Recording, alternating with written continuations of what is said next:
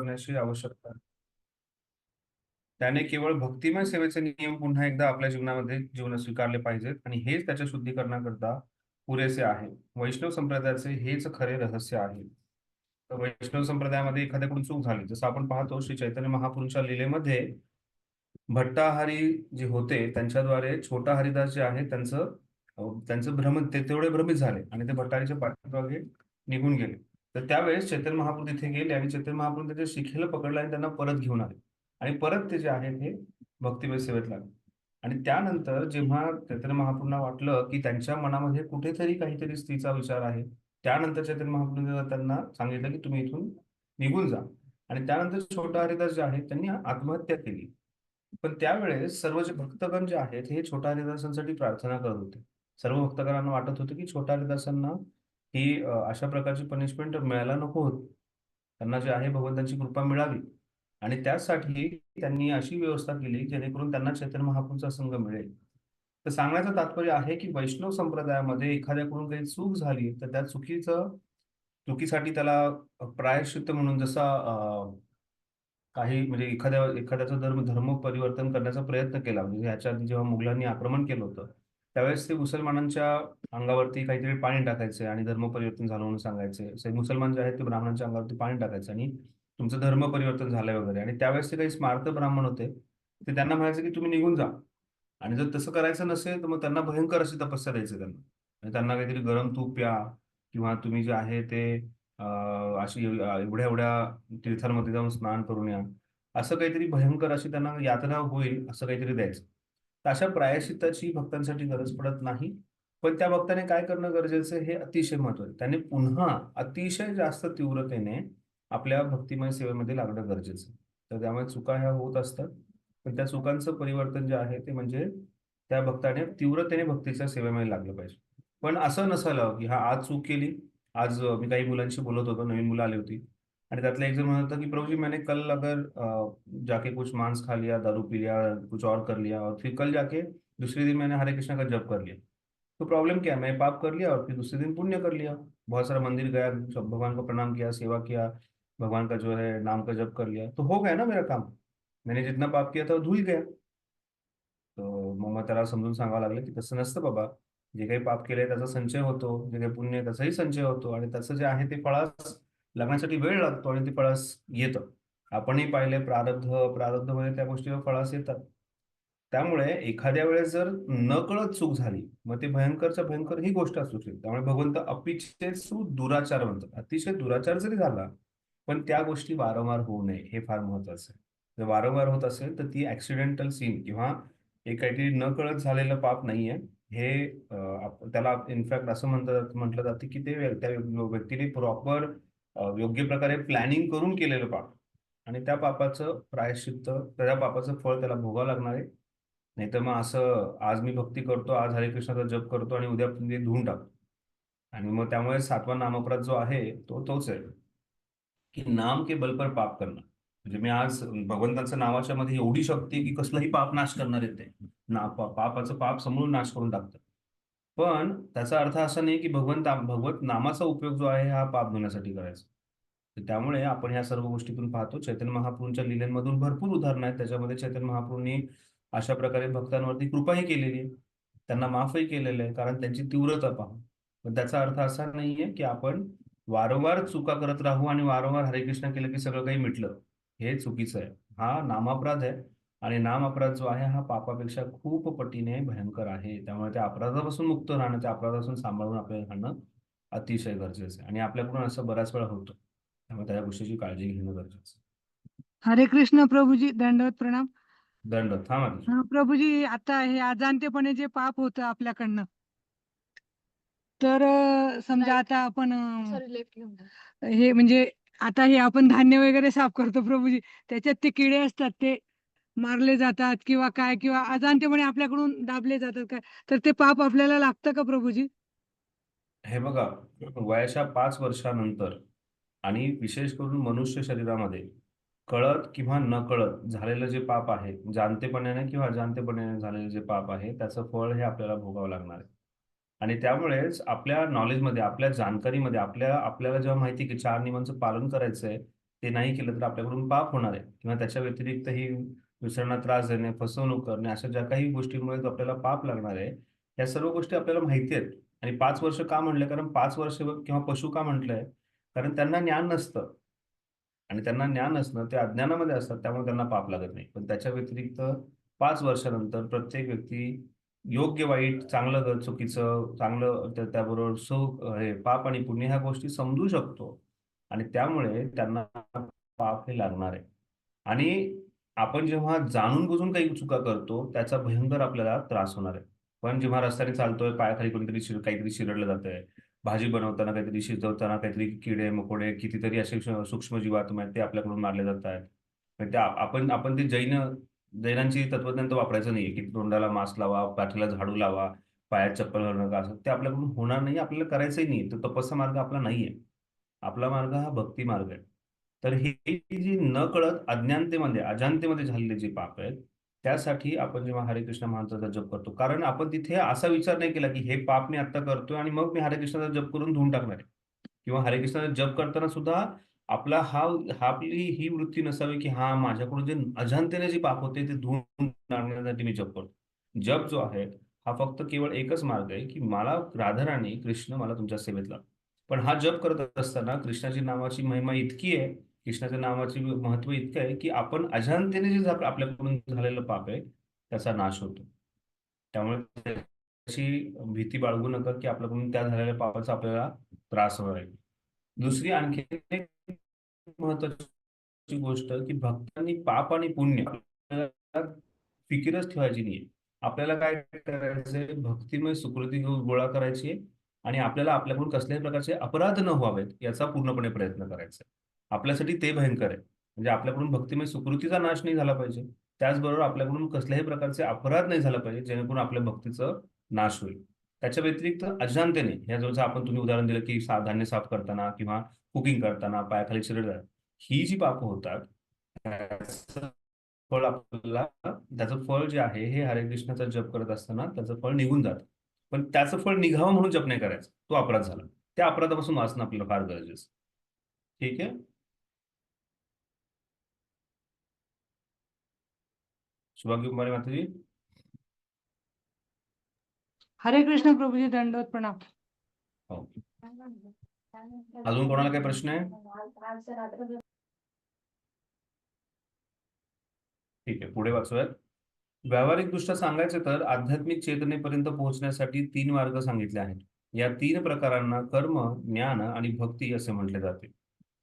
कर्म मार्गामध्ये अनेक कर्मकांडे केली जातात. तर्क-वितर्क हे ज्ञानमार्गात येतात आणि ज्याने भक्ती मार्गाचा स्वीकार केला आहे, त्याला कर्म किंवा ज्ञान या दोघांचीही स्वीकार करण्याची आवश्यकता नाही.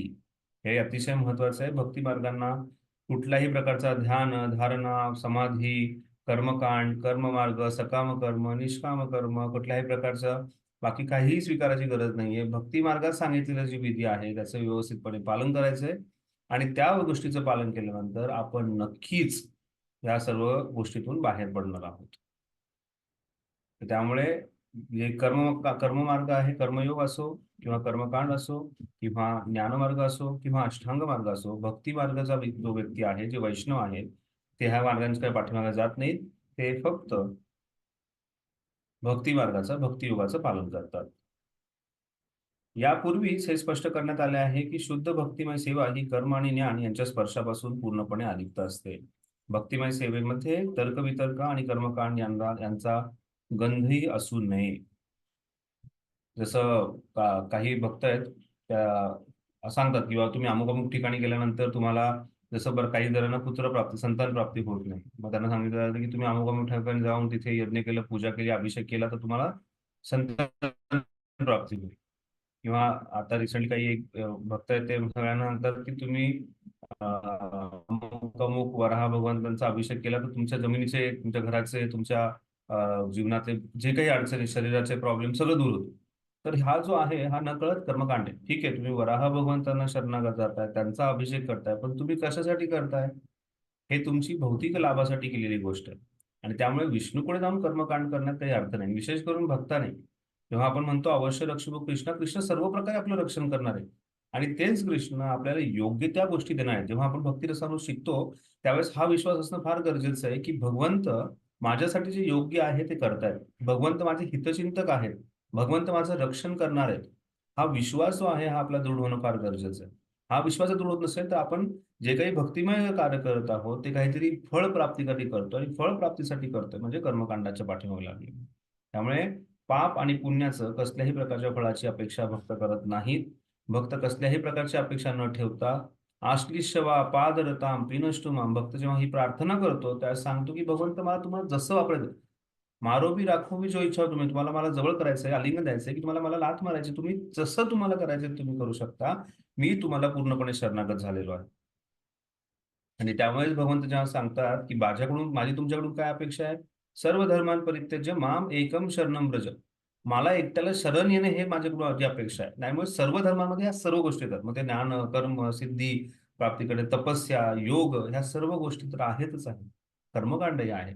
या सर्व गोष्टींचा त्याग करून फक्त मला शरणागत या, त्यानंतर काय होईल, मी तुम्हाला मी अभयदान देतो, तुमचं रक्षण करतो असं भगवंत सांगतात. तर त्यामुळे हे अतिशय महत्वाचं आहे. या संबंधात प्रथम श्रील रूप गोस्वामी श्रीमद भागवतातील 11व्या स्कंधातील 21व्या अध्यायातली दुसरा श्लोक जो आहे त्याचे प्रमाण म्हणून प्रस्तुत करतात. या श्लोकात भगवान श्रीकृष्ण उद्धार म्हणतात, योग्य आणि अयोग्य व्यक्ती यांच्यामध्ये अंतर अशा प्रकारे स्पष्ट करता येईल की ज्या व्यक्तींना भक्तिमय सेवा स्वीकारली आहे ते पुन्हा कर्मकांड व तर्कवितर्क करणे व मार्गांचा कधीच आश्रय घेत नाही. त्यामुळे भक्तियोगातल्या व्यक्तीला सुद्धा आपल्या भक्तिमय कार्यासाठी योग्य काय आणि अयोग्य काय हे समजणं अतिशय गरजेचं आहे. त्यामुळे आपण सिद्धी मुक्तिकामी होत नाही, आपण ज्ञान कर्मकांडामध्ये पाठीमागे लागत नाही. आपल्या कुठल्याही प्रकारचं पांडित्य प्राप्त करायचं नाहीये, कुठल्याही प्रकारचं श्लोका 1000 श्लोका 10,000 श्लोका 1,00,000 श्लोका पाठ करून कुठल्याही श्लोका कॉम्पिटिशन भाग घ्यायचा नाहीये. आपल्याला कोणाला जगामध्ये दाखवून द्यायचं नाहीये की बाबा मी दिग्विजय आहे, पंडित आहे. काही करायची गरज नाहीये. आपल्याला आपल्या नम्र भावामध्ये सेवा करायची, पण त्याचा अर्थ असा नाहीये की शास्त्राचं अध्ययन करायचं नाही. त्याचा अर्थ असा नाही की आपल्याला भगवद्गीता भागवतमचे श्लोक बोलता आले नाही पाहिजे. गेल्या 7 दिवसामध्ये मी 70 श्लोक पाठ करून त्याची भागवतमची माझी भक्तिवैभवची टेस्ट दिली. ते केल्यानंतर मला असा आनंद होतोय, मला असं वाटतं की मी कुठल्या तरी वेगळ्याच ठिकाणी. तर ते आपल्याला त्या गोष्टीमध्ये हा आनंद येणं फार गरजेचं आहे, आणि तशा प्रकारे आपली भक्ती करणं हे अतिशय गरजेचं आहे. तर भक्तिमय सेवा करत असताना सुद्धा शास्त्राचं अध्ययन करून ते भक्तिमय ज्ञान प्राप्त करायचं आहे, पण उगीच ज्ञानाचा काहीतरी देखावा करण्यासाठी किंवा उगीच ज्ञान अर्जित करून काहीतरी भ्रमित होण्यासाठी तर्कवितर्क करण्यासाठी ज्ञान शिकायचं नाहीये. त्यामुळे ज्ञान असो, कर्म असो, योग असो, अष्टांग असो, या सर्व गोष्टींचं आपल्याला मार्गाचं पालन न करता, आपल्याकडे लिफ्ट आहे, आपण योगा लॅडर शिकलो होतो, योगाची शिडी शिकलो होतो, त्या शिडीमध्ये आपण काय पाहिलं की बाबा एक पशु जीवनापासून मनुष्य जीवनामध्ये येतो, मनुष्यापासून तो कर्मकांड करतो, कर्मकांडातून सकाम आणि निष्काम कर्म, त्यानंतर तो ज्ञानयोगामध्ये जातो, ज्ञानयोगातून तो अष्टांग योगातून समाधीप्रस्त प्राप्त होतो, आणि समाधीच्या अवस्थेत प्राप्त गेल्यानंतर त्याला भक्ती योगाची प्राप्ती होते.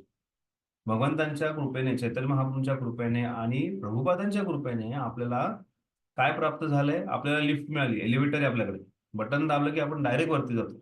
त्यामुळे त्याचं तीव्रतेने जसं सांगितलंय तसं आपल्याला पालन करणं गरजेचं आहे.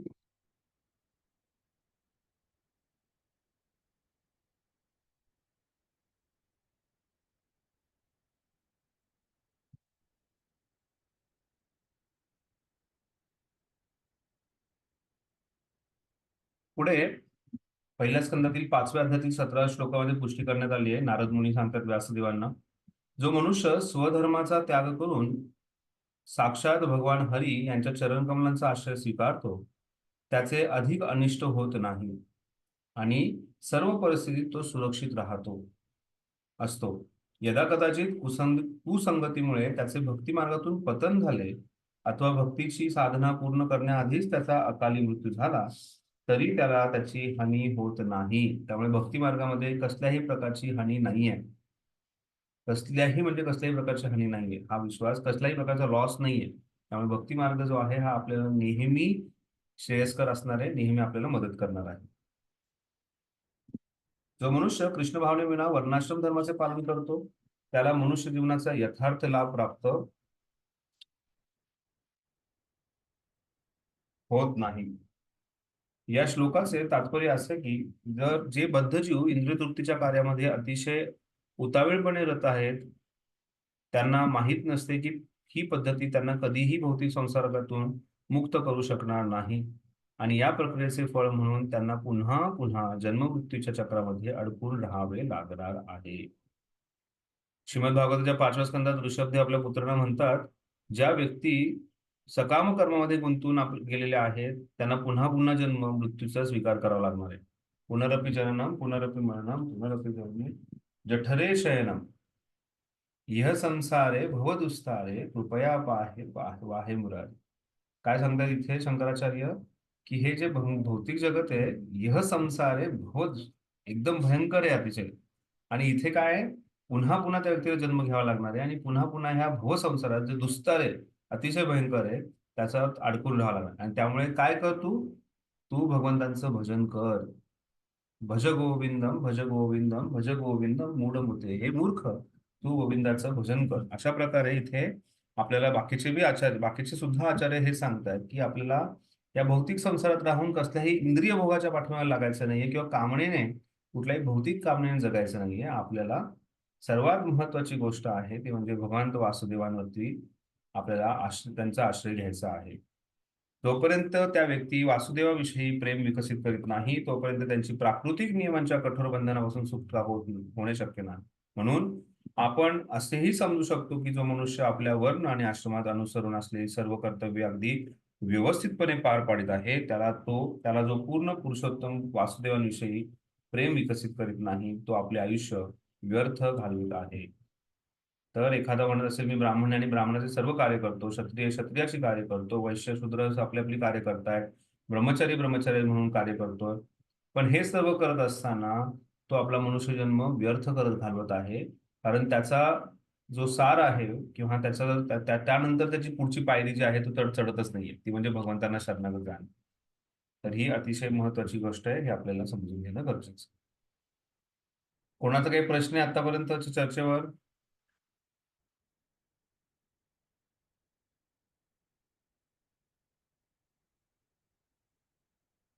पुढे एक उत्तम भक्त कोण आहे किंवा जो भगवंताचा आश्रय घेतो त्याचं काय होतं याच्याबद्दल उद्धव जे आहेत हे वर्णन करतात.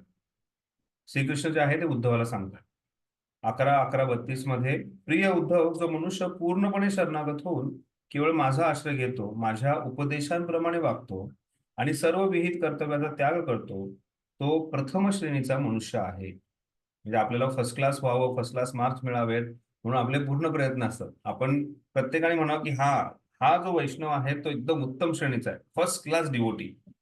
पण तो फर्स्ट क्लास डिवोटी बनण्यासाठी आपण प्रयत्न करतोय का, हे फार महत्वाची गोष्ट पाहणं. फर्स्ट क्लास डिवोटी कोण आहे, हा उत्तम श्रेणीचा भक्त कोण आहे, जो भगवंतांना पूर्णपणे शरणागत. आता हे कोण सांगतंय? भगवंत कृष्ण सांगतात. भगवंत कृष्णाने वारंवार सांगितले आपल्याला भगवद्गीतेमध्ये की काय योग्य आहे, काय अयोग्य. त्यांनी वारंवार सांगतात की शरणागती घ्या. यत्र योगेश्वर कृष्ण यत्र पार्थ धनुर्धर तत्र श्री विजयोर भूते ध्रुवा नीतीमध्ये. तिथे विजय आहे, तिथे श्री आहे, तिथे सर्व काही आहे. जिथे कृष्ण आणि अर्जुन, जिथे नरनारायण आहे तिथे सर्व काही आहे. या गोष्टीचा आपल्याला विसर पडतो वारंवार.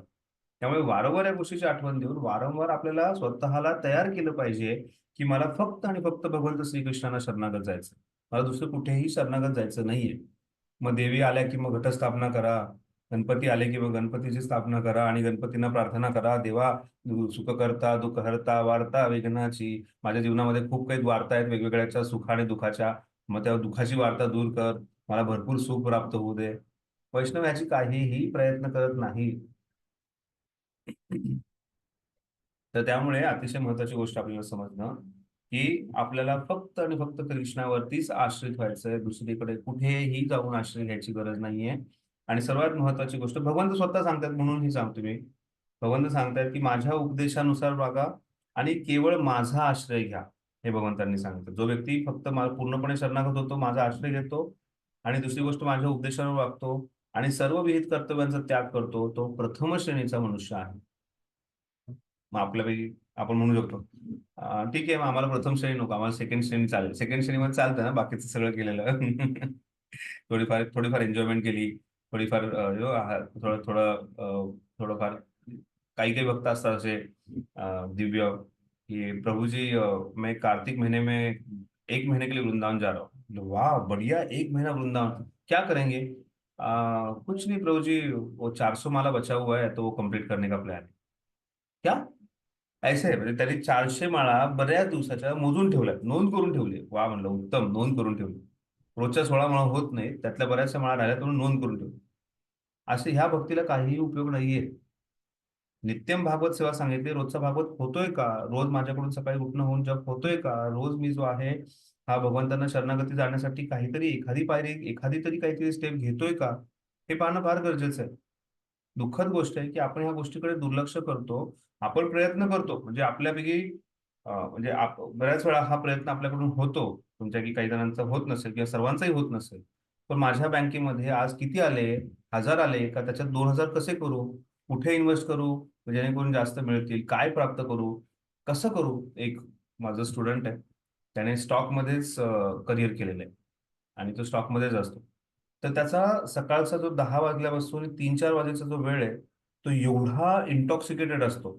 त्याच्या बाजूला 10 लोकांनी जरी गोंधळ घातला, त्याला कितीही काही बोलण्याचा प्रयत्न केला तरी त्याला ऐकायला येत नाही. कारण त्याला एकच असतं की आज मला ₹10,000 कमवायचे, मला इथे 10 ठिकाणी इन्व्हेस्ट करायचंय आणि मी हे कसं करू, तसं करू. हा पूर्णपणे त्याचा प्रयत्न चालू असतो आणि दुर्भाग्य आहे. म्हणजे आजूबाजूचे वेल त्याच्या आधीचे हितचिंतक जरी त्याच्याशी बोलत असले तरी त्याला समजत नाही. मग अशा अवस्थेत आपण मग पैसे प्राप्त करण्यासाठी जो प्रयत्न करतो, तशीच आपण भक्ती प्रगती प्राप्त करण्यासाठी प्रयत्न करतोय का? वारंवार हा प्रश्न आपल्याला विचारणं फार गरजेचं आहे. जेव्हा आपण हा विचारू, त्यावेळेस प्रत्येक क्षणाला, प्रत्येक मिनिटाला आपण काहीतरी योग्य करण्याचा प्रयत्न करू. त्यामुळे भक्तिमय जीवनामध्ये या गोष्टीचा आपल्याला मी नेहमी काउन्सिलिंगला सांगत असतो, की आपल्याला हे 5 प्रश्न वारंवार विचारायचे. WH क्वेश्चन ज्याला म्हणतात. व्हाय, व्हॉट, व्हेन, वेअर, हाऊ. कशा प्रकारे मी प्रगती करू शकतो? कधी करू शकतो? कोणते काय कशा प्रकार काय करू मी? काय केल्याने होऊ शकतं? कोणाचा संघ घेतल्याने होऊ शकतं? ह्या सगळ्या गोष्टी विचारणं गरजेचं आहे. म्हणजे एखादी गोष्ट करत असताना, एखादा निर्णय करत असताना सुद्धा हे 5 प्रश्न विचारणं गरजेचं आहे, की बाबा हे माझ्यासाठी योग्य आहे की अयोग्य आहे? हे मी करतोय ते योग्य आहे की अयोग्य आहे? हे कसं करू? कधी करू? कशाप्रकारे करू? ह्या गोष्टी करणं योग्य आहे की नाही? हे असं वारंवार विचारणं गरजेचं आहे. हे जेव्हा विचारू त्यावेळेस आपण खरंच योग्य मार्गाने चाललो आहोत आपल्याला समजेल आणि आपण अज्ञानातून बाहेर निघू आणि योग्य मार्गाने निघू. आणि त्यासाठी सुद्धा सर्वात महत्वाची गोष्ट म्हणजे कृष्णाचा उपदेश, गुरूंचे आदेशही विसरायचे नाहीयेत. आणि जो व्यक्ती कृष्णाच्या उपदेशानुसार भगवंतांना आश्रय घेऊन जातो, त्याचं भगवंत सर्व प्रकारे रक्षण करतात हे भगवंत तेच सांगतात. हरे कृष्णा प्रभूजी. दंडवत प्रणाम. दंड यस मग. प्रभूजी, आता इथे असं लिहिलंय की सर्व विहित कर्तव्यांचा त्याग करतो. मग विहित कर्तव्यांमध्ये कोणती कर्तव्य, म्हणजे रेग्युलर जी असतात ते आता रोजची जी काही आहेत, आता उठणं सकाळी, आता लेडीजचं म्हटलं तर उठणं, स्वयंपाक पाणी करणं, जेवायला खायला घालणं, नोकरी असेल तर नोकरीला जाणं, ह्याच्यातलं कुठलं कर्तव्यांचा त्याग करू शकतो आपण? नाही माताजी, इथे सर्व विहित कर्तव्यांचा त्याग जो केला करतो हा. त्याच्यामध्ये आपल्याला ह्या गोष्टीचं समजताना हळूहळू त्या गोष्टी सोडायच्या. म्हणजे अशी लोक बघितलेली आहेत जे 60-70 वर्षाचे आहेत आणि बँकेच्या बाहेर काहीतरी काठी घेऊन सिक्युरिटीचं काम करतात. मग त्यांनी 17 वर्ष सुद्धा काम करणं गरजेचं आहे का? ते भगवंतांना शरणागत जाऊ शकत नाही का? आणि अशी हा. कित्येक मंदिर आहेत जिथे भगवंतांना ते शरणागत जाऊन तिथे ते पूर्णपणे कार्य करू शकतात आणि त्यांना 3 वेळचा प्रसाद, राहण्याची व्यवस्था अशा गोष्टी आहेत. पण नाही, व्यक्तींना तिथेही पैसे कमवायचे आहेत, 2-2 जॉब करायचे आहेत, पैसे कमवायचे आहेत. मग आपल्या भक्तिमय जीवनामध्ये अडचण येणाऱ्या कोणत्या गोष्टी आहेत ना, त्या गोष्टींचा त्याग करणं गरजेचं आहे. आता ओके. आपण आपल्याला जी दिलेली कर्तव्य आहेत, त्या कर्तव्यांचं पालन करायचं. पण त्याच्या व्यतिरिक्त हळूहळू या कर्तव्यांपासून आपल्याला दूर जाणंही तेवढंच गरजेचं आहे. म्हणजे ओके. जसं जसं जसं बरेच भक्त आहेत माझ्या ओळखीमध्ये, की यांनी ठरवलंय की वयाच्या 45 वर्षापर्यंत काम करायचं, वयाच्या 48 वर्षापर्यंत रिटायरमेंट करायचं आणि त्यासाठी व्यवस्थित काम करतात. पण त्यांचं प्लॅन आहे आणि तशा प्लॅनिंगने जर जीवन जगलं तर नक्कीच आपण योग्य प्रकारे प्रगती करू शकू असं ह्यात काही संशय नाही. पण आपण जर तसं काही प्लॅनिंग करत नाहीये आणि ठरवलं की 60 वर्ष म्हणजे मला कोणाचा अपराध नाही करायचा, पण मी भक्तांना सुद्धा बघितलेलं आहे, की ते वेगवेगळ्या मार्गातून पैसे परत कलेक्ट करू, कसा करू? मग भाडं घेऊ का? मग इथे घर बांधू का? मग इथे स्टॉकमध्ये टाकू का? मग इथे म्युच्युअल फंडात टाकू. कधी? वयाच्या 70व्या वर्षी. ज्यावेळेस त्यांनी 64 माळांचा जप करायला पाहिजे, त्यावेळेस ते 64 मिनिट किंवा 64 तास जे आहेत, त्याच गोष्टीचा विचार करतात, की कशाप्रकारे मी भौतिक आनंद किंवा त्याच्यात प्रगती करू. मग फक्त गळ्यात कंठीमाळ घातली, तिलक घातलं म्हणजे मी वैरागी झालो का? नाही. ते वैराग्य आपल्यामध्ये हळूहळू स्टेप बाय स्टेप येणं गरजेचं आहे. ठीक आहे. ओके प्रभूजी. हा सर. पूर्ण पुरुषोत्तम भगवान यांच्या या वक्तव्यावरून आपण असे जाणले पाहिजे की साधारणपणे ज्या लोकांना मानव सेवा, नीतिमूल्य, परोपकार, समाजकारण, राजकारण इत्यादी कार्यांचे आकर्षण असते, त्यांना केवळ या भौतिक जगाच्या गणनेनुसार चांगले लोक समजता येते. तथापि श्रीमद भागवतम आणि इतर प्रामाणिक वैदिक ग्रंथांद्वारे आपण हे समजू शकतो की जो मनुष्य केवळ कृष्ण भावनाभावित होऊन भक्तिमय सेवा करतो, तो समाजकारण, राजकारण, मानव सेवा इत्यादी करणाऱ्या व्यक्तींपेक्षा अतिशय श्रेष्ठ दर्जाच्या पदावर स्थित असतो. त्यामुळे याही प्रकारचे कार्य ज्याच्यामुळे व्यक्ती आसक्त होतो, समाजकारण, राजकारण असू शकतं, मानव सेवा असू शकते, भक्तिमय सेवा, देशसेवा, देशभक्ती, हिंदुत्व, ह्या बऱ्याच गोष्टी आहेत, कित्येक गोष्टी आहेत. त्याच्यातून व्यक्ती गुरफटून जाऊ शकतो आणि त्याला अध्यात्माचा कल देऊन अध्यात्म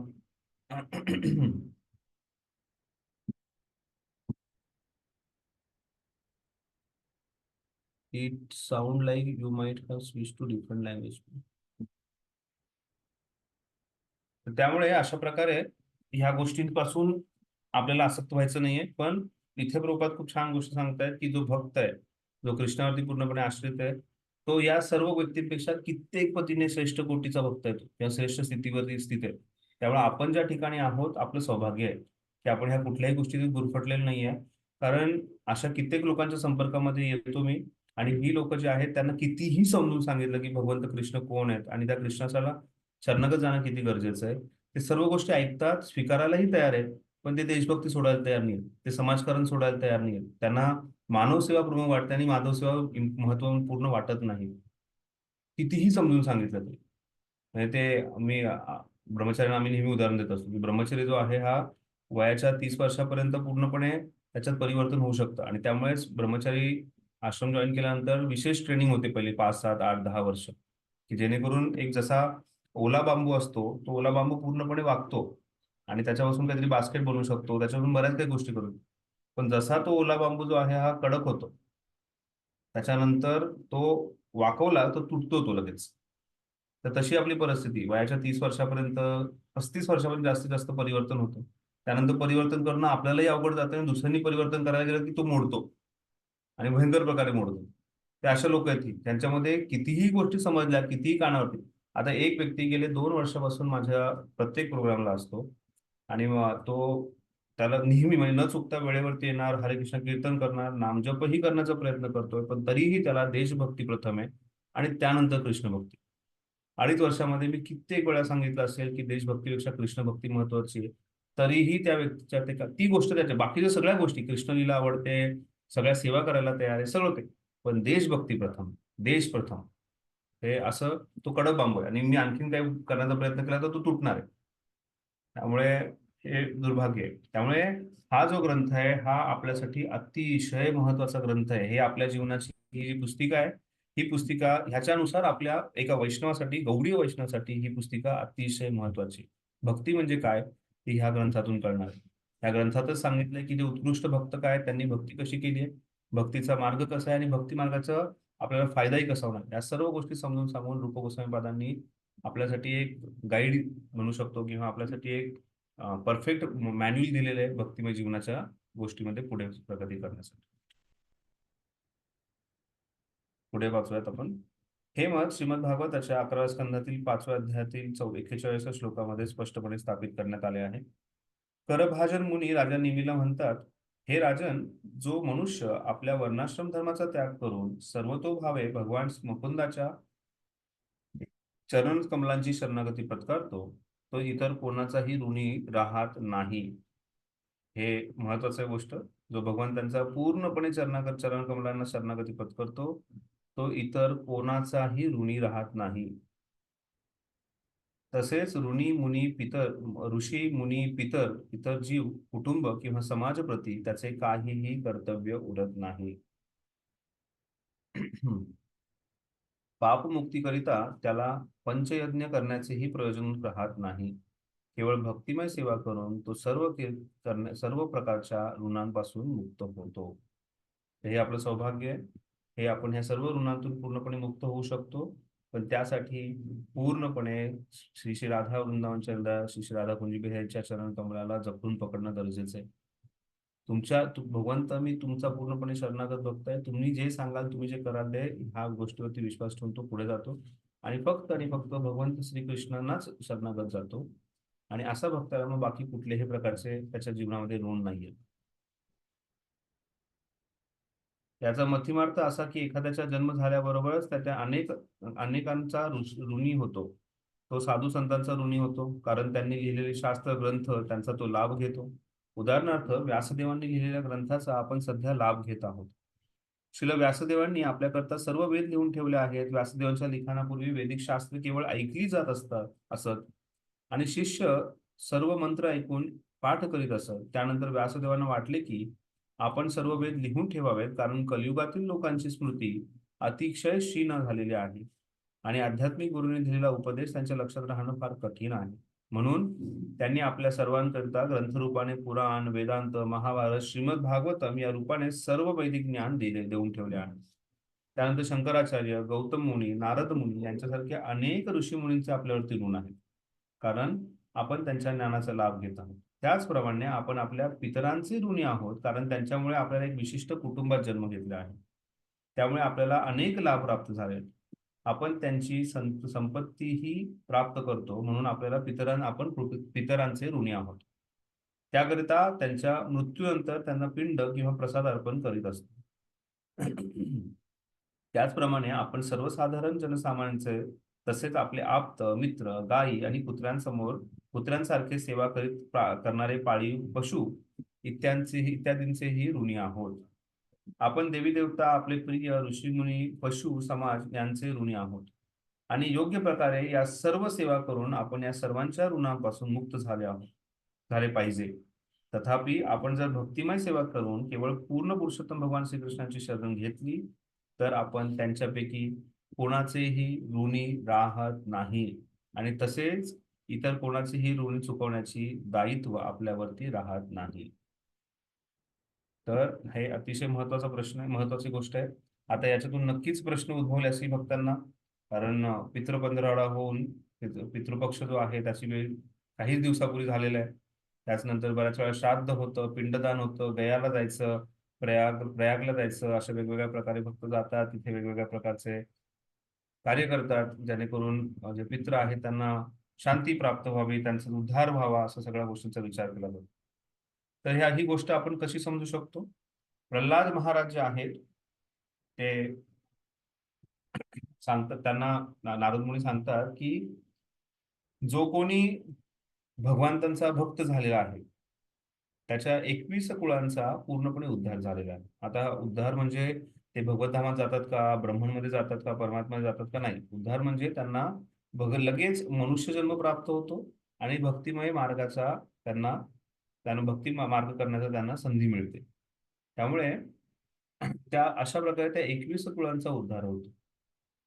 तर मग हे पितृपक्ष करायचे की नाही, पितृपक्षामध्ये अर्पण करायचं की नाही, किंवा श्रद्धा हे बाकीचे जे काही विधी आहेत ते करायचे का नाही?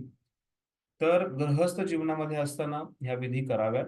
तर न करणं हे योग्य नाहीये. पण ह्या विधी करत असताना आपण कोणीही नाहीये की जे पितरांचा उद्धार करणार आहे. दुसरी गोष्ट म्हणजे आपण कृष्णाला शरणागतच जातोय. कृष्णांना अर्पण केलेला प्रसाद ते त्यांच्यापर्यंत पोहोचून त्यांचा उद्धार व्हावा ही प्रार्थना करतोय. त्याचबरोबर जेव्हा एखादा पूर्णपणे शुद्ध भक्त होतो, जेव्हा तो पूर्णपणे अनर्थांपासून मुक्त आहे, जेव्हा त्याला कृष्ण सोडून दुसऱ्या कुठल्याही गोष्टीचं स्मरण होत नाहीये, त्यावेळेस तो कुठल्याही प्रकारच्या ऋणामध्ये अडकत नाही. आता काही आचार्यगण आहेत, जसं परमपूज्य राधानाथ स्वामी महाराजांनी काही दिवसापूर्वी त्यांच्या वडिलांच्या ज्या अस्थि विसर्जन आहे ते उज्जैन मधले जी रामकुंड आहे त्या रामकुंडावरती अस्थि विसर्जन केलं. मग महाराजही अजून अस्थि विसर्जन करतायत, मग महाराजही श्राद्ध करतात का, मग महाराजही पितृपक्षामध्ये पूजा करतात का, महाराजही तर्पणासाठी प्रयत्न करतायत का? तर ही त्यांची नम्रता आहे, हे समजून घेणं गरजेचं आहे. कारण ते जे आहे ते कोणाचाही उद्धार करू शकतात आणि त्याचबरोबर ज्यांनी त्यांना जन्म दिलेला आहे त्यांचा तर उद्धार होणं हे स्वाभाविक आहे. त्यामुळे आपल्याला त्या गोष्टीची चिंता करायची गरज नाहीये. आणि महाराज त्यांना दाखवून नाही द्यायचं की मी किती महान आहे किंवा मी काही करू शकतो का. पण त्याचा अर्थ असाही होत नाहीये की बाबा काही मग मग त्यांनी केलं ना, मग मी पण सगळ्या गोष्टी करणार आणि मग त्यासाठी मग कर्मकांडातही उतरायला तयार आहे. त्यामध्ये मग त्यासाठी हजार ठिकाणी जायला तयार आहेत आणि त्या सर्व गोष्टी, त्यात काही अर्थ नाहीये. त्यापेक्षा उत्कृष्ट मार्ग आहे तो म्हणजे आपण त्यांच्यासाठी भगवंतांचा नामजप करू शकतो. त्यासाठी उत्कृष्ट मार्ग आहे त्यांच्यासाठी भागवत कथा, भगवद्गीतेचं कथन करू शकतो आणि त्याचबरोबर त्यांच्यासाठी जास्तीत जास्त प्रार्थना करू शकतो. त्यांच्याद्वारे त्यांच्या नावाने ब्राह्मण सेवा करू शकतो. या सर्व गोष्टी येतात. पितृपक्षामध्ये बरेच भक्तांनी ह्या केलेल्या आहेत. पण सांगण्याचं तात्पर्य आहे, की आपल्याला त्या स्थितीपर्यंत पोहोचायचंय, जिथे आपण शुद्ध भक्तांची स्थिती होते आणि जेव्हा त्या स्थितीला पोहोचतो, त्यावेळेस त्याला कुठलेही ऋण राहत नाही. ना माता-पितांचे, ना पितरांचे, ना देवी-देवतांचे, ना ऋषीमुनींचे हे ऋण राहत नाहीत. आणि त्यामुळे आपल्याला हे अतिशय पण गृहस्थ जीवनामध्ये असताना या गोष्टी आपल्याला योग्य प्रकारे करणं गरजेचं आहे आणि ह्या करत असताना कृष्णाचं स्मरण, कृष्णाला केंद्रबिंदू ठेवून या गोष्टी करणं अतिशय महत्वाचं आहे. जर कृष्णाला केंद्रबिंदू ठेवून नाही केलं तर आपण अडचणीत राहू शकतो. ठीक आहे.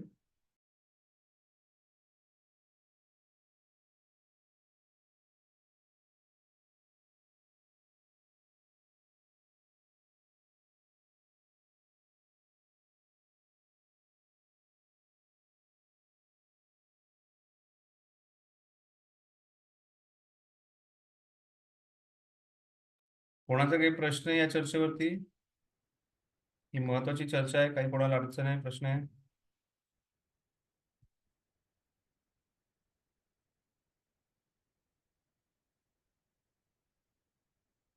जसं देवी देवतांच्या बद्दल आपली बऱ्याच वेळा चर्चा झालेली आहे, देवी देवतांच्या पूजेबद्दल.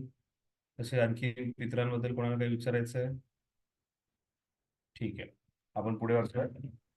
भगवद्गीतेत भगवान श्रीकृष्ण म्हणतात, हे अर्जुन, तू सर्व धर्मांचा परित्याग कर आणि केवळ मला शरणागत ये. मी तुला सर्व पापातून मुक्त करेन. यावर एकदा एखादा मनुष्य असा विचार करू शकतो की मी पूर्ण पुरुषोत्तम भगवंतांना शरण जात असल्यामुळे इतर ऋणांची परतफेड करू शकत नाही. परंतु भगवंत पुन्हा पुन्हा म्हणतात, तू मला शरण येण्यास संकोच करू नकोस. असा विचार करू नकोस की तू इतर सर्व कार्य लागल्यामुळे त्यागल्यामुळे तुझ्या जीवनामध्ये काहीतरी त्रुटी निर्माण होईल. अर्जुनाला तो मोठा प्रश्न पडला होता. खास करून जर वर्णसंकर जन्माला आले तर धर्माचा नाश होईल, कुळाचा नाश होईल, धर्माचा नाश होईल, खूप मोठा प्रश्न पडला होता. त्यामुळे भगवंत त्याला सांगत होते की तू त्याची काळजी करू नकोस. तू मला शरणागत आल्यानंतर सर्व गोष्टींची काळजी मी घेणार आहे. मी तुला पूर्णपणे संरक्षण देईन आणि भगवान श्रीकृष्णांचे गीतेचे दिलेले हेच आश्वासन आहे. अगस्त्य संहितेमध्ये या संबंधी आणखीन एक प्रमाण आढळते. त्याला असे म्हटले जाते की ज्याप्रमाणे मनुष्य मुक्त पुरुषांना वैदिक शास्त्रात दिलेली कर्मकांडे करण्याची आवश्यकता नसते, त्याचप्रमाणे प्रभू रामचंद्रांच्या सेवेत रत असलेल्या व्यक्तीला पुराणे इत्यादी वैदिक शास्त्रात दिलेली कर्मकांडे करण्याची आवश्यकता नसते. दुसऱ्या शब्दात सांगायचे तर प्रभू रामचंद्र किंवा भगवान श्रीकृष्ण यांचे भक्त अगोदरच मुक्त पुरुष असतात आणि त्यांच्या वैदिक शास्त्रातील या पुराणातील कर्मकांड करण्याची किंचितही आवश्यकता नसते.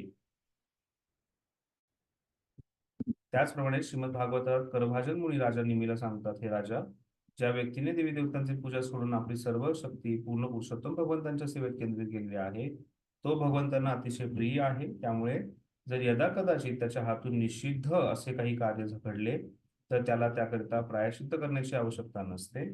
त्याच्या हृदयात भगवंत स्थित असल्यामुळे ते त्या भक्ताने चुकून केलेल्या त्रुटींना क्षमा करतात. त्याचबरोबर अनुकंपा करून ते हृदयातूनच त्याची चूक सुधारतात. भगवद्गीतेतील अनेक ठिकाणी असे म्हटले आहे की पूर्ण पुरुषोत्तम भगवान श्रीकृष्ण हे आपल्या भक्तामध्ये विशेष रुची ठेवतात आणि निश्चयपणे घोषणा करतात की माझ्या भक्ताचे कोणत्याही कारणाने पतन होत नाही आणि मी सदैव माझ्या भक्ताचे संरक्षण करतो. या शेवटच्या ज्या 3 ओळी आहेत त्याचा श्लोक कोणता, कोणी सांगू शकेल? पूर्ण पुरुषोत्तम भगवान श्रीकृष्ण हे आपल्या भक्तामध्ये विशेष रुची ठेवतात, निश्चयपूर्ण घोषणा करतात की माझ्या भक्ताचे कोणत्याही प्रकारे पतन होत नाही आणि मी सदैव माझ्या भक्ताचे संरक्षण करतो.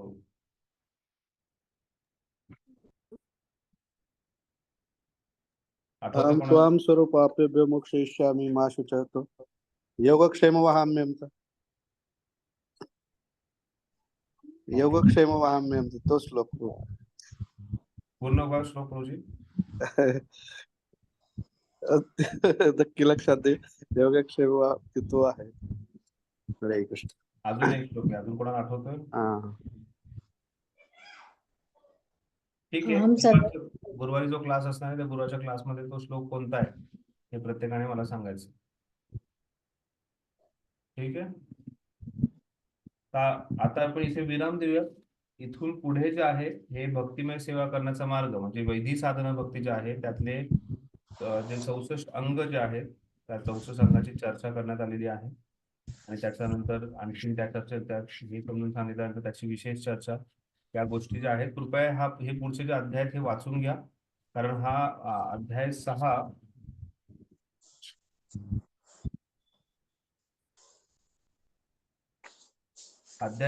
आणि 7 हे मी गुरुवारी संपवणार आहे आणि हे मोठे अध्याय जरी वाटत असतील तरी त्याच्यातून अध्याय 6, 7, 8, 9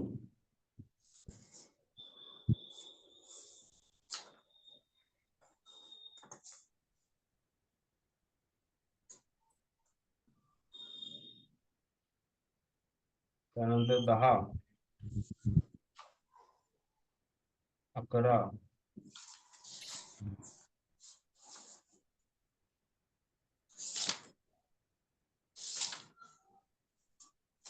11, 12 पर्यंत अध्याय 6 ते 12 हे अध्याय जे आहेत हे आपण गुरुवारच्या एका क्लासमध्ये पूर्ण करणार आहे. त्यामुळे उद्या आणि परवा पर्यंत हे 6 अध्याय तुम्हाला सर्वांना वाचून घ्यायचे व्यवस्थित. वाचून त्याच्या नोट्स बनवा. याच्यावरती तुमच्या जीवनामध्ये बऱ्याच वेळा चर्चाही झाली असेल काउन्सिलर मीटिंगमध्ये, सत्संगमध्ये कुठेतरी आणि त्याच्या व्यतिरिक्त आपणही चर्चा करणार आहे पण आपण फार विशेष चर्चा करणार नाही आणि हे सर्व तुम्हाला माहिती आहे. त्यातले जे महत्वाचे मुद्दे आहेत ते नक्कीच तुम्हाला सांगितले जातील. तर हे 6 अध्याय प्रत्येकाला वाचून घ्यायचे. आपण उद्या क्लास करू शकणार नाहीये, आपण गुरुवारी क्लास करतोय त्यामुळे तोपर्यंत हे 6 अध्याय सर्वांनी वाचून घ्यायचे आहे. कोणाला काही अडचण आहे? प्रभूजी एक प्रश्न आहे. बोला. तुम्ही अगोदर म्हटला ते सेटलमेंट विषयीचा 48 ला रिटायरमेंट घ्या वगैरे त्याच्या संदर्भात विचारू शकतो का? प्रत्येकाने या संबंधात आपल्या गुरूंना आणि काउन्सिलरांना चर्चा करावी. मी तुमचा भक्तिशास्त्रीचा एक टीचर आहे. तुम्ही कधी रिटायरमेंट घ्यावी, कसं करावं? पर्सनल नाही, इन जनरल स्टेटमेंट आहे. पर्सनल काही असं नाहीये. ठीक आहे विचारा. हा म्हणजे जसं की आता काय म्हणजे लाईफस्टाईल चेंजेस झालेले आहेत आणि तुम्ही 21व्या वर्षी वगैरे लग्न किंवा या गोष्टी आज फिजिबल बऱ्यापैकी नाहीयेत. बरोबर. आणि तिथूनच सुरुवात होतीये की इव्हन म्हणजे मुलींचीच लग्न 27 आणि 30व्या वर्षी होतात. 40व्या वर्षापर्यंत मुलं म्हणजे होत. मग त्यामुळे 48व्या वर्षी ते घेणं फिजिबल पण नाही होत आहे. बरोबर. ते आपल्याला कसं म्हणजे सध्याच्या जगामध्ये आपण ते कसं काही करू शकतो की ते अर्ली गोष्टी घेणं. कारण आता मी जर समजा पुरुष आहे आणि मला तुमचं लग्न झालं त्यावेळेस? येस प्रभूजी. सॉरी पर्सनल विचारतो. तुमचं वय काय होतं तुमचं लग्न झालं त्यावेळेस? 27. ओके ठीक आहे. तुम्हाला 52 पर्यंत वेळ आहे. 5 वर्ष पुढे. त्यामुळे सर्वात महत्वाची गोष्ट आहे आपण स्वतःच्या जीवनामध्ये काही गोष्टींचं पालन करणं गरजेचं आहे आणि त्यानंतर आपण ज्यांना प्रचार करतो त्यांना ह्या गोष्टीचं महत्व समजून सांगून देऊ. आपण जगापर्यंत पोहोचू शकत नाही किंवा जगाला बदलू शकत नाही पण ऍटलीस्ट ज्यांना कृष्ण भावनेमध्ये तीव्रतेने स्वीकार करायचा आहे ज्यांच्यापर्यंत आपण पोहोचू शकू त्यांच्यापर्यंत हा संदेश पोहोचवणं फार गरजेचं. मग त्या 52चे 58 जरी झाले गव्हर्नमेंटने दिलेली जी रिटायरमेंटची वेळ आहे तरीही समजू शकतो पण त्यानंतरचा वेळ पूर्णपणे भगवंतांच्या सेवेत कशा प्रकारे लावता येईल याचा प्रयत्न करायचा आणि त्यासाठी 58व्या वर्षी काही होणार नाहीये. त्यासाठी आत्तापासून तयारी करणं गरजेचं आहे. ठीक आहे. येस प्रभूजी. पण शुभश्च शीघ्र जेवढं लवकर होईल तेवढं गरजेचं आहे कारण नंतर मग आले कुतनं आले आले यम यम यम आले अशी परिस्थिती नको जेव्हा आपल्याला वाटेल की हो त्याच कृष्णाला मला शरणागत जायचं पण मी यमाला शरणागत घेतलो असं व्हायला नको. ठीक आहे. प्रभूजी गीतेचा प्रश्न काय होता तुम्ही विचारलेला? त्या शेवटच्या अध्यायातले शेवटचे ते 3 श्लोक 3 लाईन आहेत त्यातला जो भगवंतांनी सांगितले उपदेश दिला किंवा भगवंतांनी शाश्वती दिलेली आहे की कशा प्रकारे मी माझे भक्त प्रिय आहेत आणि त्यांचं रक्षण करतो त्याच्याबद्दलचा जो श्लोक आहे भगवद्गीतेतला तो श्लोक सांगायचा. तो तर 18.66 वाला आहे ना, तो सर्व धर्मांपर्यंत. नाही. ठीक तो आहे. हे ना प्रभूजी त्यामुळे तो तुम्हाला काही बोलायचंय का? भगवंत अर्जुनाला म्हणता की तू सांग म्हणून असं काहीतरी श्लोक आहे ते तू नाही म्हणजे सांग. तुम्ही ते त्या ओळी वाचा, तुम्हाला समजून येईल. अनन्य चिंतयन्तो मां ये जना पर्युपासते. पुढे काय? अनन्य चिंतयन्तो मां ये जना पर्युपासते तेषां युक्तानां. पुढचं नाही येते प्रभूजी. वाचूच नको जो तू घे. तिथं चालू होतं मग काल मी तेव्हा वापरलं होतं. ठीक आहे. आपण भेटूयात गुरुवारी. तोपर्यंत कृपया वाचून या. हरे कृष्ण. श्रील गोस्वामी पाद की जय. श्रील भक्ती रसामृत सिंधू की जय.